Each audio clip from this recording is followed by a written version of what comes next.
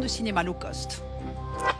Un tête-à-tête entre un président des États-Unis et un président cubain, l'image est historique. Barack Obama a donc rencontré Raúl Castro à La Havane, dans le Palais de la Révolution, qui fut pendant des décennies le haut lieu de la lutte contre l'impérialisme américain. Au-delà des images, des questions demeurent, notamment sur les droits de l'homme. Cette visite va-t-elle faire bouger le régime communiste? Franck Dur. Le ton de la visite était donné dès hier. À son arrivée à La Havane, Barack Obama est accueilli non pas par le président cubain, mais par le Premier ministre. Un geste pas très élégant pour cette première visite d'un président américain depuis 88 ans. Au Palais de la Révolution, Raúl Castro récidive en accueillant son invité non pas sur le perron, mais à l'intérieur. Pourtant, à l'issue de leur rencontre, les deux présidents ont exprimé des attentes très précises.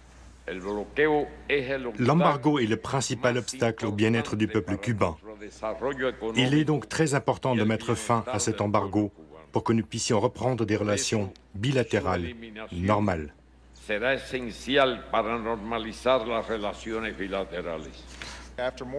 Après plus de 5 décennies difficiles, nos relations ne seront pas transformées du jour au lendemain.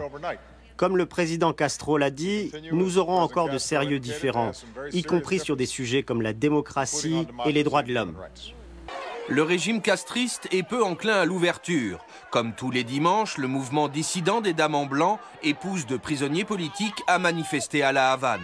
Et comme toujours, nombre d'entre elles ont été arrêtées à quelques heures de l'arrivée du président américain.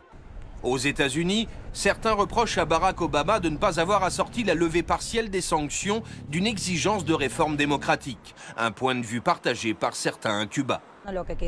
J'aimerais que les changements profitent au peuple cubain. La situation économique ici est difficile. Il n'y a même pas de lait. La répression est partout. Je fais partie de l'opposition et nous sommes victimes de violences de la part de la police.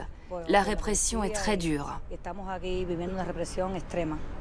Pendant sa visite, Barack Obama doit aussi rencontrer des dissidents. En attendant, les Cubains font la fête à la famille Obama, comme lors de la visite des vieux quartiers de La Havane. C'est une héroïne nationale en Ukraine, une dangereuse nationaliste pour les Russes.